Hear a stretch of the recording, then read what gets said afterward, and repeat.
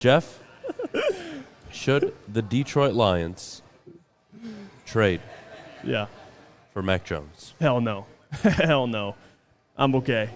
You can keep Mac Jones for a couple of reasons. Let me walk you through the scenario. Yep, right? tell me about it. Let me entertain this for a second. What's the selling point? Hit me with a selling point. There's no selling point. Okay, we're done. Okay. So, one, I don't think it's the move. Number two, can we all agree at home, regardless of how this season has gone, did any of you honestly believe, no matter how well Jared Goff played, that you would ever extend him? No. He's under contract, I believe, till 2024, which means you had this year, the following year, and the year after, if he was performing at a level you didn't see, to keep him around and groom your young franchise quarterback. Right. Having said that, you are 1-5. He is playing like butt cheeks.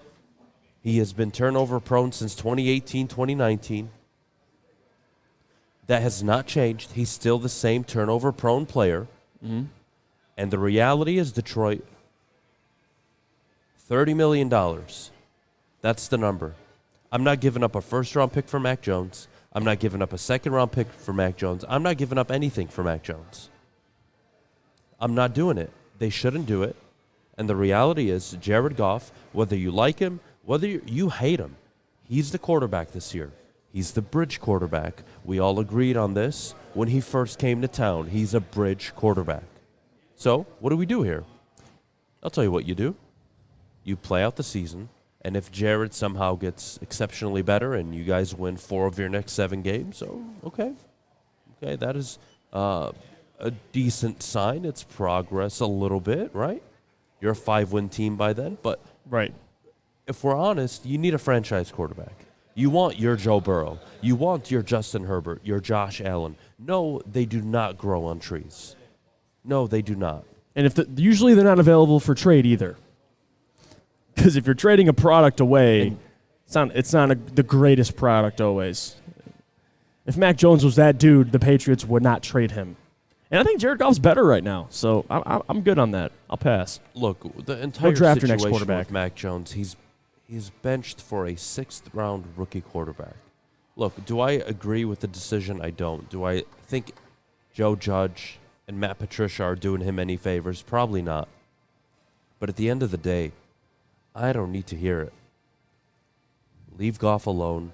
Let him continue the season. What I tell you before the year, Jeff, if Goff played really good, that is a good thing for your team.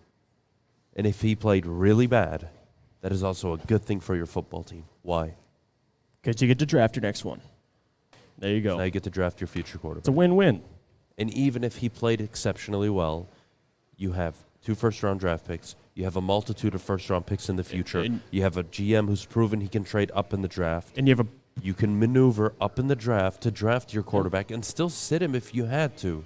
I find this all a bit dramatic, to be honest with you. I don't think this whole quarterback situation is as concerning as people make it out to be. No. I think the answers are right in front of you, and I don't like being in a position where I don't have the answers. Jared Goff, through 6 games, has shown me that he will never be anything more than just a bridge, a middle-of-the-pack at best quarterback. Never top 10, never top 8, never close to being elite. And that's okay. That's not a bad thing. You can live with that in the NFL. You can win with it. Dan Campbell can't win with it, but you can win with that kind of quarterback. But the reality is, Detroit, you have a young offensive line, top 3. You have a young receiving core. You have a backfield that you can keep replenishing over the years. You have a lot of things going your way. A young defense that you will add pieces to in the offseason. Yep. Detroit is a premier destination, in my opinion, for a rookie quarterback, Jeff.